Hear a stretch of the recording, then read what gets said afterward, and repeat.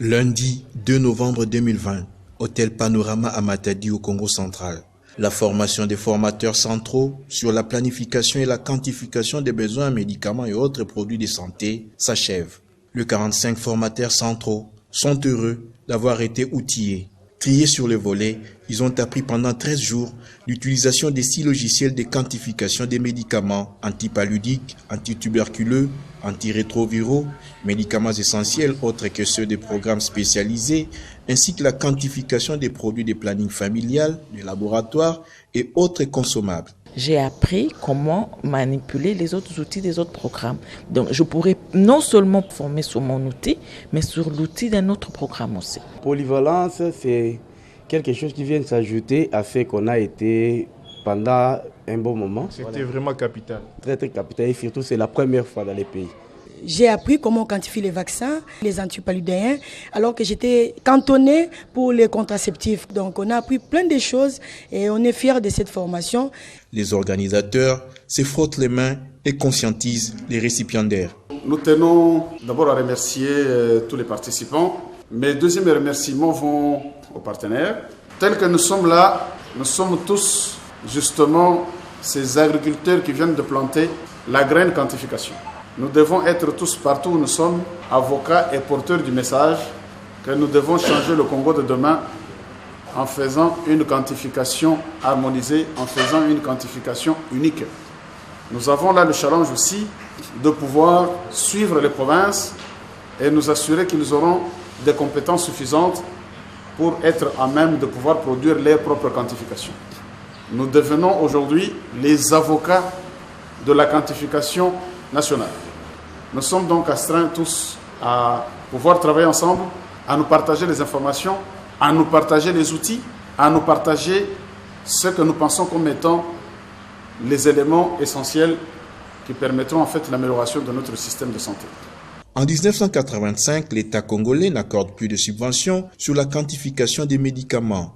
Le dépôt central médico-pharmaceutique DCMP qui achetait et distribuait les médicaments aux hôpitaux est dissous. En 2001, est créé le Service national d'approvisionnement en médicaments SNAM, piloté par le Programme national d'approvisionnement en médicaments PNAM. Mais jamais les réels besoins du pays en médicaments ne furent connus. Conséquence, rupture des stocks, stocks excédentaires occasionnant la péremption de certains médicaments et déficit dans d'autres formations sanitaires. En 2018, est créé le site www.infomedrdc.org.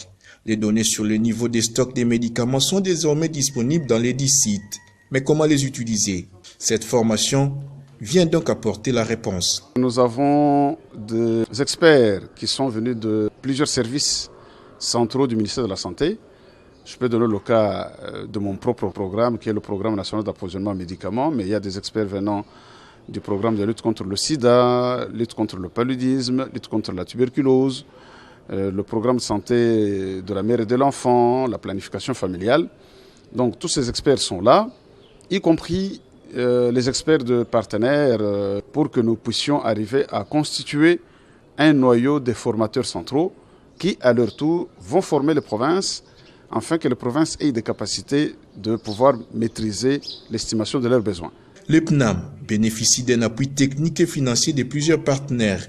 L'Union européenne, Enabel, Chemonix USAID, Prosani USAID, Banque mondiale, Fonds mondial, Cordaid, UNFPA. Ils se félicitent de la réussite de cette formation et réitèrent leur accompagnement.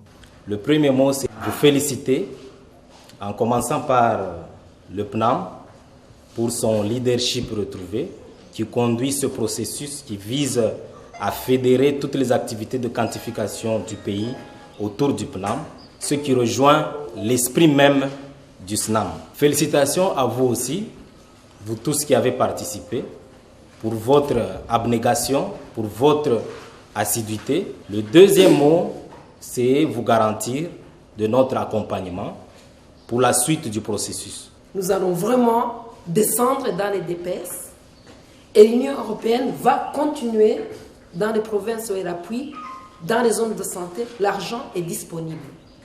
Pour vous dire que vraiment, nous sommes ensemble, on ne va jamais quitter le SNAM, on sera toujours du côté du PNAM. J'ai adoré le dynamisme et comment on s'est mis dans la peau de ce processus de quantification depuis sur tous les niveaux. J'ai beaucoup aimé.